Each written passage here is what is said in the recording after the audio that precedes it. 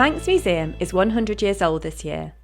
It is home to an extraordinary collection of artefacts and archives that help tell the story of the Isle of Man and its people.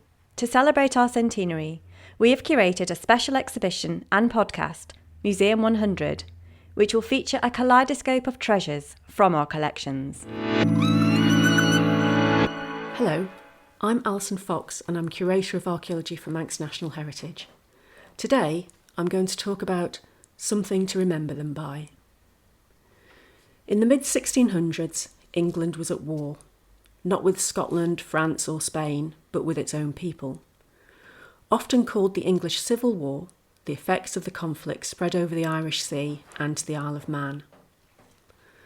The Lord of Man, James Stanley, was a staunch royalist. A close ally to King Charles I and a regular at the royal court, he brought his family to live on the island for safety. Stanley himself went to fight but was captured and executed at Bolton in 1651. Sources say that his wife, Countess Charlotte, only learned of his death when an enemy referred to her husband as the late Lord.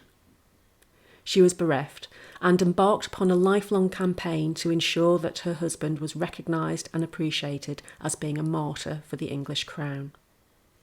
In 2021, metal detectorist Lee Morgan made an astonishing discovery: a Civil War era mourning ring made from gold, with a crystal stone covering the capital letters J and D in gold thread.